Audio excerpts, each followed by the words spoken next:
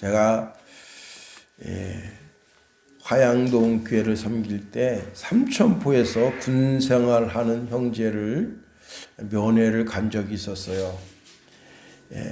너무 늦게 도착해서 그 청년을 그냥 군 부대에서 끌어내 가지고 외박시키는 정도로만 하고, 그때 돈도 넉넉지 않아서 한 3만 원 줬던가 그렇게 주고 그 자리에서 돌아서 오는데,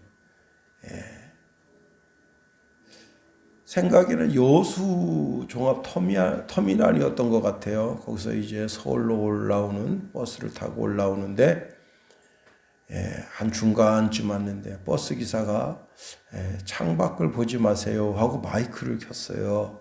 근데 제가 이미 창밖을 본 겁니다. 그런데 거기 티코가 이 티코가 이제 사람 4사람 타고 막 까불까불대면서 운전하고 갔었어요. 근데 중앙벽을 받고 차가 뒤집히면서 큰 트레일러 밑으로 들어가서 차가 이렇게 납작하게 된 거예요. 사람이 어떻게 됐겠어요? 작은 차를 타고서 장난치듯이 고속도로를 달리는 것은 매우 어리석은 짓입니다. 속도를 조금 줄이고 안전운행했더라면 얼마나 좋았을까 하는 생각을 합니다. 우리 춘천 사람들은요, 참 공중도덕을 잘 안 지켜요. 특히 이제 운전자들도 뭐 그냥 신호 위반하는 것을 예사라고 생각하고 무단횡단하는 분들이 참 많습니다. 제가 그래도 많은 도시를 돌아보았지만 춘천처럼 이렇게 무단횡단하는 분들이 많은 것을 보는 것이 내가 여기서 살고 있어서 그런가 아닌가 하는 생각을 가질 때가 많습니다.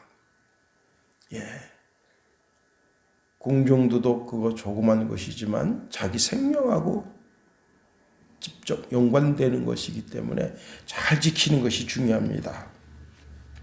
한 할머니가 이제 새마을금고에서 돈 1,100만 원을 찾았습니다. 그리고 자기 우편함에다가 넣어두었습니다.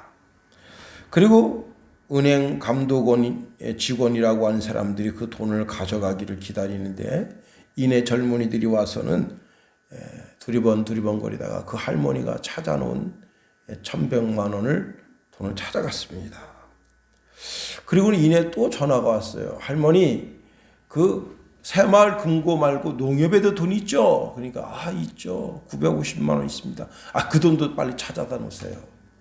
그래서 이제 농협에 가서 자기 통장을 들며 여기 있는 돈 다 내놓으시오 그랬더니 그 은행 직원이, 할머니 혹시 금감원에서 돈 찾아오라 그랬나요? 그러니까 그거 어떻게 알았어? 조금 계세요. 그 직원이 경찰에 전화해 줬습니다. 그 돈 어디다 두랍니까? 그거 비밀인데. 우편함에 두라더라고. 그래서 이 할머니가 950만 원 찾아서 자기 우편함에 넣어뒀는데 사법경찰이 쫙 걸렸습니다.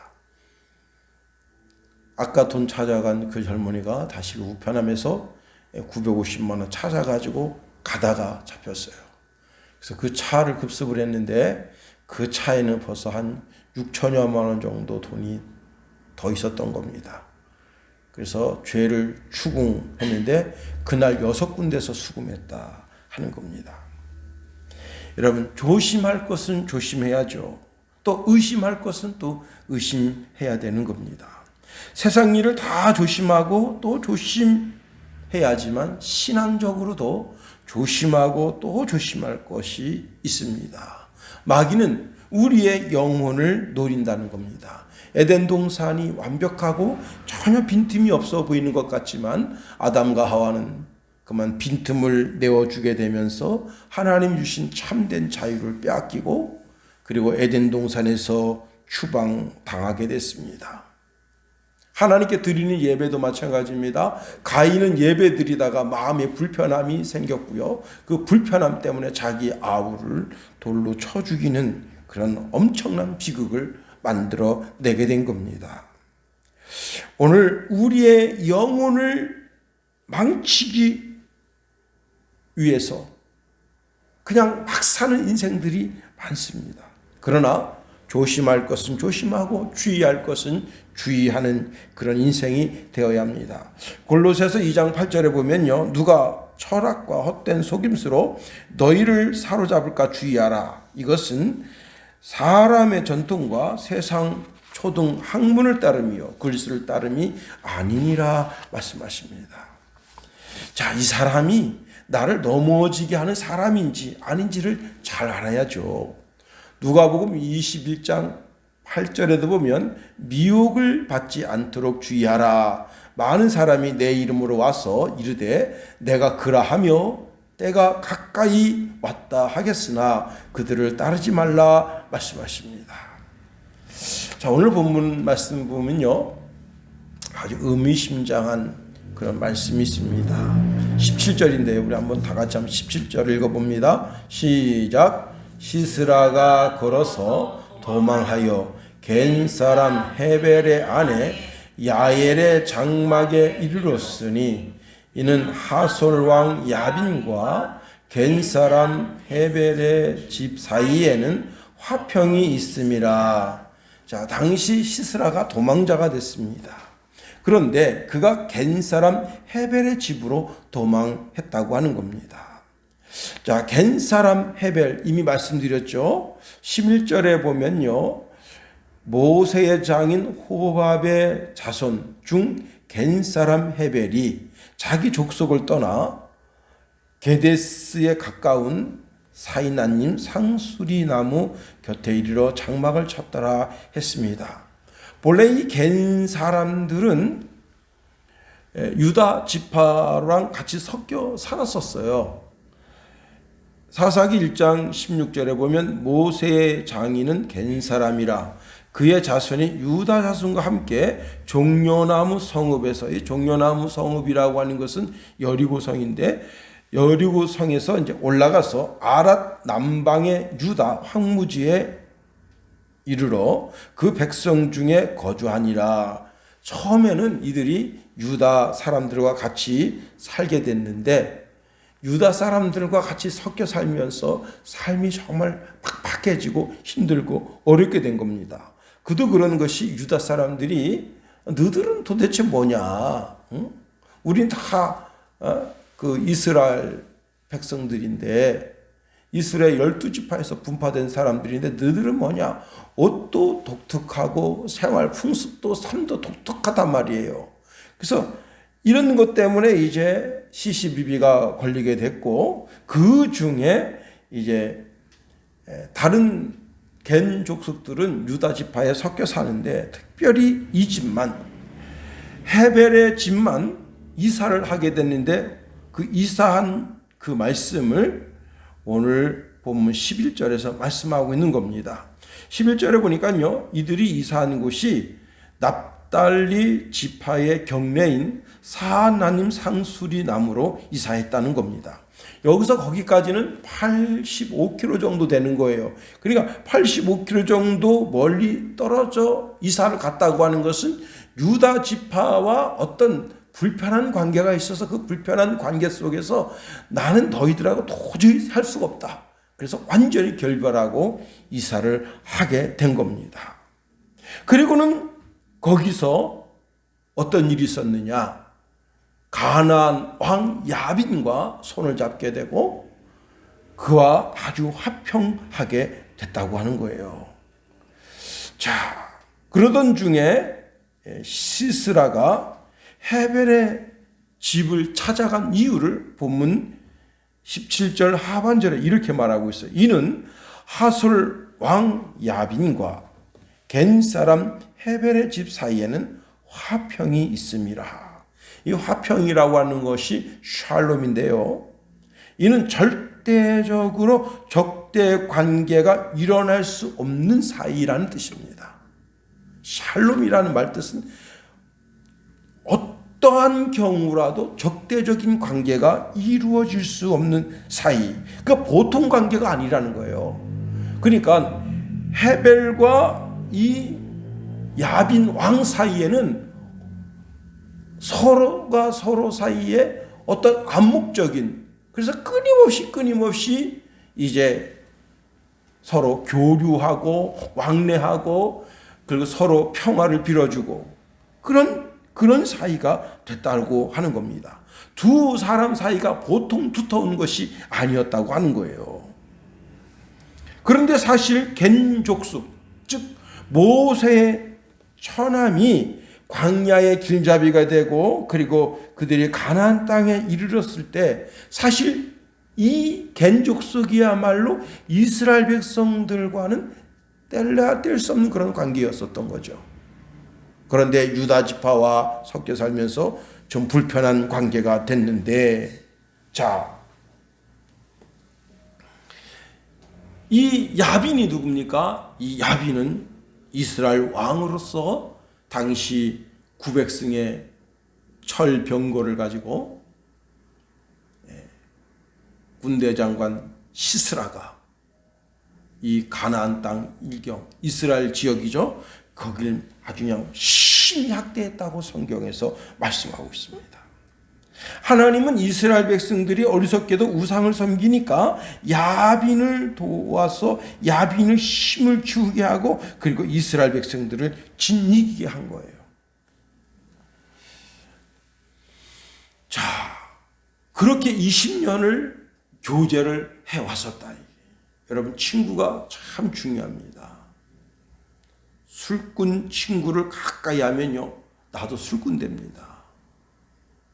마약쟁이를 가까이 하게 되면 마약쟁이가 되고요, 도박하는 친구를 가까이 두게 되면 나도 도박꾼이 되는 거예요. 친구가 참 중요합니다. 제가 이제 고등학교 때 학교 앞에서 자취를 하는데 최대웅이라는 친구가 있었어요. 그 친구가 전 혼자서 이제 방을 그때 하여튼 꽤 많은 돈을 내면서 방 하나를 제가 쓰고 있었는데 그 친구가 저를 찾아와서 나도 좀 너랑 같이 있으면 안 되겠냐. 그래서 왜 그러냐 했더니 너 공부하는 거 보고 나도 배우고 싶다는 거예요.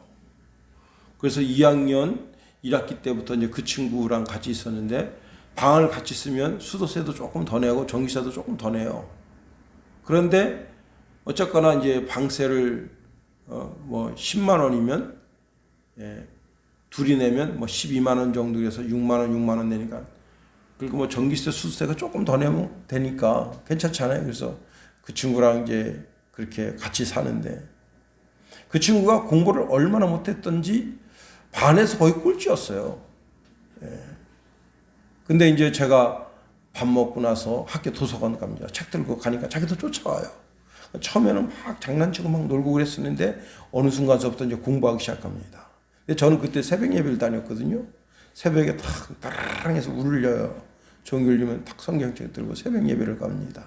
갔다 와서 이제 보면 또 걔가 일어나서 밥 해놓을 때가 있고 내가 갔다 와서 밥 해놓을 때가 있고 하여튼 뭐 반찬은 간단하죠. 그렇게 해서 먹고 또 학교를 갑니다. 근데 진짜 놀라운 일이 생겼어요. 저는 이제 물론 거의 뭐 반에서 이제 상위권이죠. 반에서는 상위권이고 전체에서도 상위권입니다. 근데 걔가 성적이 쑥쑥 올라오는 거예요. 와. 근데 그거 보고 야, 이게 참 친구가 중요하구나.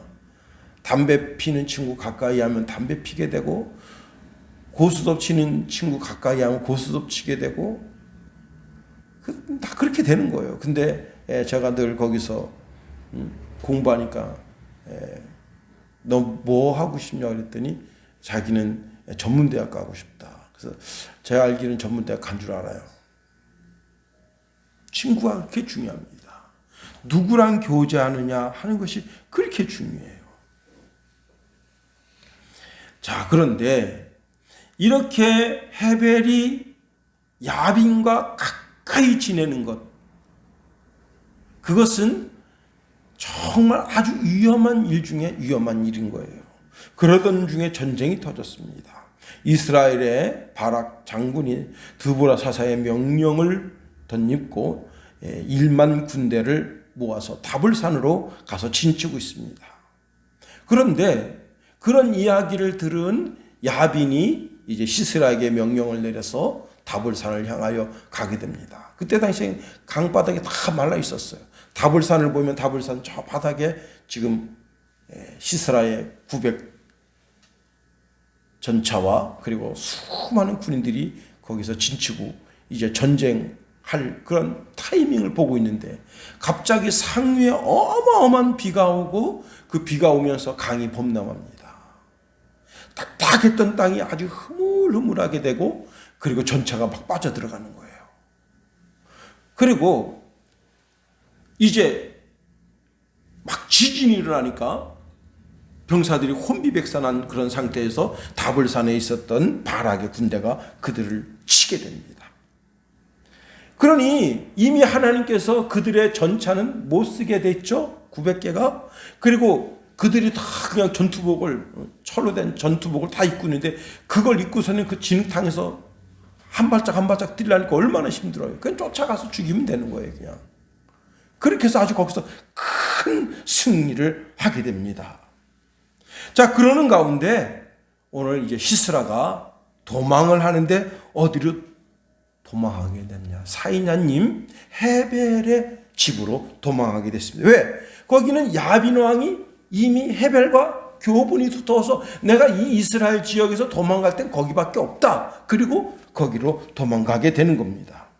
자, 이 헤벨의 부인 야엘도 시스라 장군을 딱 한눈에 바라보고 당신 누굽니까? 그렇게 하지도 않았어요. 그냥 보자마자 어서 들어오십시오. 두려워하지 마십시오. 왜? 그 자기 앞에 있는 사람이 신분을 자기가 여러 번 봤기 때문에 아는 거예요. 그래서 오늘 성경에 보면 나의 주여 들어오소서 내게로 들어오시고 두려워하지 마소서. 이 시스라 장군을 가리켜서 주라고 했다고. 주. 나의 주여. 이 주라고 하는 것은 절대적 주권자라는 뜻입니다. 이 나의 주여라고 하는 단어를 하나님으로 대신해서 쓸 때도 있어요. 예. 자, 그리고는 두려워하지 말라 했어요. 왜냐? 이 지역에서 당신을 숨겨줄 만한 집은 우리 집밖에 없어요. 그 뜻이에요. 그리고 시스라를 아주 정중하게 따뜻하게 대하고 위로의 말로 위로하고 그리고 전쟁 중에 잠을 못 잤잖아요. 얼마나 피곤합니까? 자기가 잠을 잘 잘 수 있도록 이불을 덮어주는데 시스라가 이제 내게 물 좀 달라 합니다.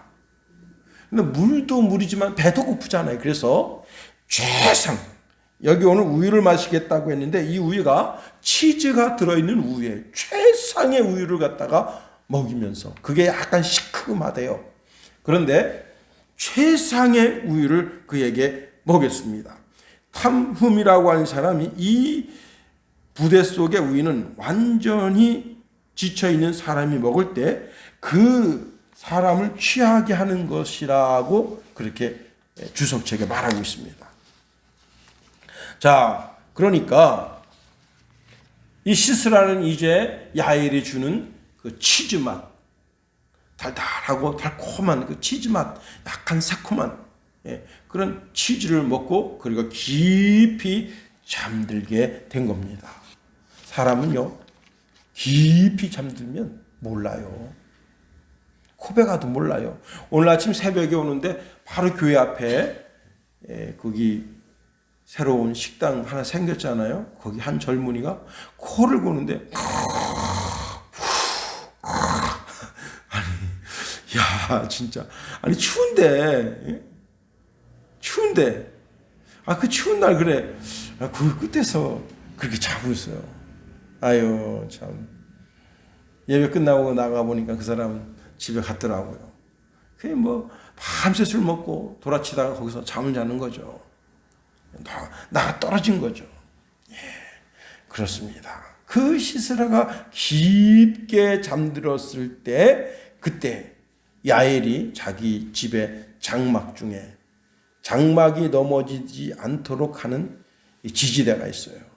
그것 제일 날카로운 거 뽑아가지고 시스라 이 관자로에 대고 망치로 쳐서 그의 두개골을 깨서 그를 땅에 박았다고 하는 것이 오늘 본문의 말씀입니다. 자, 그리고 조금 있다가 이제 바락 장군이 시스라를 추격하면서 막 그 마을을 뒤지고 찾아옵니다. 그때 이 여인이 이제 바락 장군을 맞으면서 오라 내가 찾는 그 사람을 내게 보이리라 하고 그 바락 장군을 자기 집으로 들입니다. 자, 바락 장군이 그 집에 들어왔을 때 딱 보니까 시스라가 관자놀이에 관통돼 가지고 땅이 머리에 박혀 있는 것을 보게 됩니다. 그 순간 이 바락 장군이 깨닫는 것이 있는데 9절 말씀에 보면 이 드보라 사사가 이렇게 말했어요. 내가 반드시 너와 함께 가리라. 그러나 내가 이번에 가는 길에서는 영광을 얻지 못하리니 이는 여호와께서 시스라를 여인의 손에 파실 것임이니라 하고 드보라가 일어나 바락과 함께 가데스로 가니라 말씀했습니다. 그 드보라 사사가 이야기한 여인, 하나님이 말씀하신 여인이 이 야엘이라고 하는 여자구나 하고 알게 된 겁니다. 그날 그 전쟁의 모든 영광을 이 야엘이라고 하는 여인이 취하게 된 겁니다. 오늘 본문에 있는 말씀을 통해서 하나만 살펴보도록 하겠습니다. 여러분, 이 시스라는 한 시대의 전쟁 영웅이었으나 도망자가 됐습니다. 언제나 영웅일 수 없다는 사실이에요. 언제나 대통령 자리에 있는 것만이 아니에요. 이제 9개월 지나면 대통령 자리에서 내려와야 됩니다. 그런데 많은 사람들이 지금 뭘 점치고 있나요? 낮아져도 너무 추하게 낮아져서 교도소에 들어갈 게 뻔히 보인다는 거예요. 그뿐만 아니라 장관들도 다 마찬가지입니다. 조국, 추미애, 그 다음에 모든 장관들 다 그 자리에서 옷 벗고 내려오면 다 감옥에 갈 사람이 수두룩하다는 거예요. 이번에 지금 5명 장관을 새로 앉히려고 장관 청문회를 하는데 다 부끄러운 사람들입니다. 자기 해외여행 갈 때 자기 아내를 데리고 가고 남편을 데리고 가고 자기 딸들을 데리고 가고 정확하게 조사를 하지 않았지만 이제 검찰이 붙어서 조사하면 어떻게 되겠어요? 국가 돈 갖고 장난질 쳤나 안 쳤나 알아보게 되는 거 아니에요. 이게 얼마나 부끄러운 거예요. 응? 그리고 이제 자기 남편을 끌어올려서 자기 남편이 수학 조금 잘한다고 해서 수학적 그 논문을 많이 검증하도록 하고 해서 그래서 대학 교수가 되게 하고 참 부끄러운 일인 거예요. 그보다 똑똑한 사람이 없겠어요? 한때는 한 대학의 교수고 정교수고 멋지게 나가는 것 같지만 이제 추락하게 되면 비참하게 되는 거예요. 시스라는 한 시대의 영웅이었는데 오늘 본문의 17절 상반절에 보니까 시스라가 걸어서 도망하여 겐사람 헤벨의 아내 야엘의 장막에 이르렀다고 했습니다. 이 시스라가 땅을 밟는 일은 한 번도 없었어요. 그는 늘 카펫, 그리고 늘 천차, 많은 사람들의 존경, 많은 사람들의 영광을 찬사를 받으면서 살아갔던 사람이 이제 너무 비참하게 맨발로 자기가 아는 사람이 딱 한 사람인데 그 집을 찾아서 아주 비참하게 헤벨의 집을 찾아서 가는 이 비참한 모습을 우리가 보게 되는 겁니다. 한나라의 군대 장관이고 멋지게 금으로 장식된 전차를 끌고 다니던 사람이고 그러나 이제는 자기가 입었던 전투복 다 벗어져 키고 간편복으로 맨발로 도망하는 신세가 됐다 하는 거예요.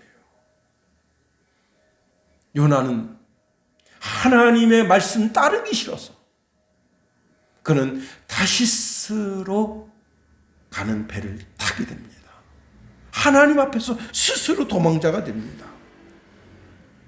그는 아주 작정하고 배 밑에 들어가서 잠을 잤습니다. 선장이 그를 발견하고 야, 이 사람아 지금 배가 뒤집히게 생겼는데 자네는 이 깊은 데 들어서 잠이나 자고 있는가? 자네도 제발 자네가 섬기는 하나님 앞에 좀 기도 좀 하라고 책망했던 거 아닙니까? 여러분, 우리가 하나님의 낯을 피하여 도망하면 도망할수록 삶이 점점점 팍팍해지고 힘들고 고통스럽고, 마침내는 자기가 이 풍랑이 일어나게 된 원인이 자기 죄 때문인 것을 알고 나를 깊은 바다에 던지십시오 하게 되면서 그 풍랑을 잠재우게 했던 사람이 요나가 아니겠습니까? 우리가 어디로 도망할 수 있겠어요? 다윗은 평생 도망자 삶을 살 것 같은 그런 인생이었어요. 그가 골리앗을 탁 때려 죽이고 이스라엘의 영웅이 되는 그 순간서부터 사울이 그를 미워합니다. 시기하기 시작합니다. 그래서 자기가 물맷돌로 죽였던 그 블레셋 진영으로 도망간 거예요. 그래서 거기서 미친 사람 척 인척한 거, 침을 일부러, 여러분 침 일부러 흘리는 게 그것도 쉽지 않아요. 침을 일부러, 그리고서는 벽에 가서 막 벽을 기대고 비비고 있어요. 아니 저 미친놈 아니야? 도망자는 그와 같은 거예요. 여러분 참 도망자의 인생을 쭉 살아나가는데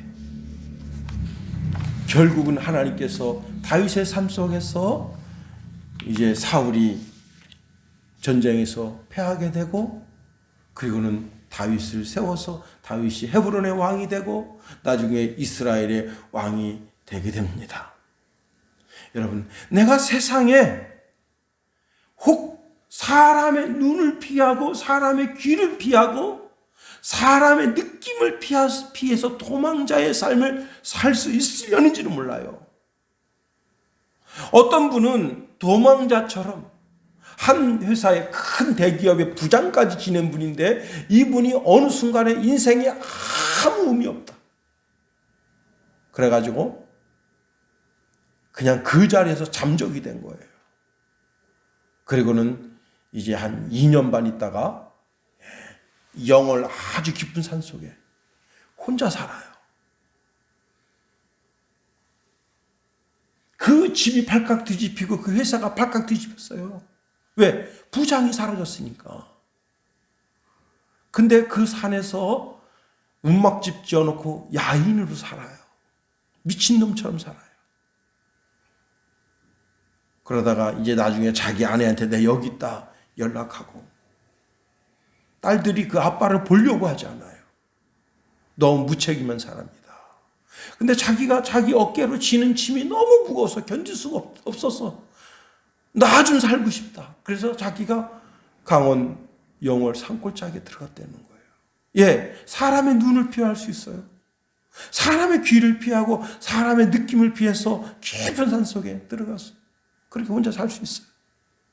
그러나 하나님의 눈길을 피해서는 살 수 없다는 사실입니다. 어떤 분은 바닷가에 가서 살아요. 바닷가에 거기 가서 자기 신분을 속이고 천한 어부처럼 육체의 노동을 해가면서 살아갑니다. 그래요. 사람의 눈을 속일 수 있어요. 아, 저 평생 그지 같은 놈이구나.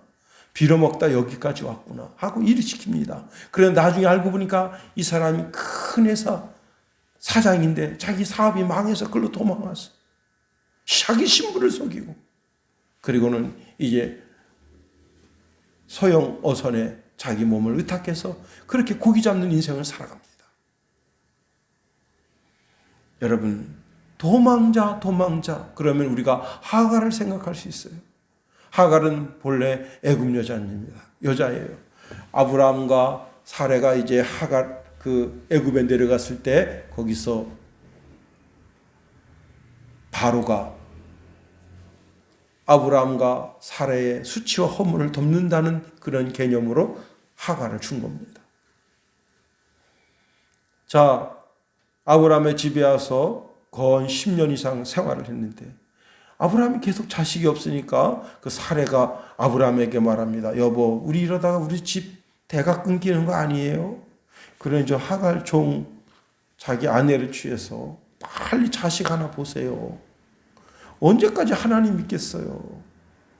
하나님이 뭐 하늘의 별처럼 바다의 모래알처럼 많게 해주신다고 하셨지만 괜히 이러다가 당신도 나도 참 그러네요. 우리 집이 너무 적막강산이고 너무 그러네. 그러니까 아브라함이 그래요? 그럼 뭐 할 수 없지. 그리고는 하갈을 자기 아내로 취했어요. 근데 하갈이 임신이 된 겁니다. 그때부터 하갈의 눈이 도끼가 들어갔어요. 사례를 무슨 벌레 보듯 하고 애도 못 갖는 게 뭐 이 집의 마님이야? 응? 이 집의 대를 이어주는 게 마님이지? 그러면서 막 사례를 막 그렇게 괴롭힙니다. 그래가지고 사례가 화가 막 나가지고 남편한테 왔어요. 이런 모욕과 수치는 당신이 다 받아야 되는데 내가 지금 이런 수치를 받고 있어. 당신 말이야. 저 하갈을 어떻게 했길래 말이야. 내가 지금 도저히 견딜 수가 없어. 막 하고 남편을 들들 볶으니까 남편이 참 당신 원래 몸종이었으니까 당신이 하고 싶은 대로 마음대로 해.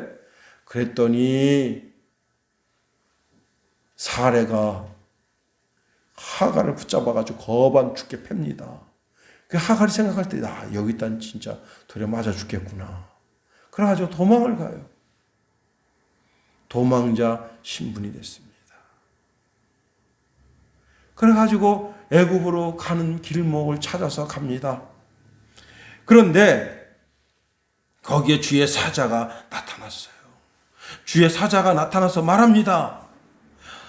사례의 여종 하갈아, 내가 어디서 왔으며 어디로 가느냐? 그랬더니 나는 내 여주인 사례를 피하여 도망하나이다. 천사가 말합니다. 내 여주인에게로 돌아가서 그의 수하에 복종하라.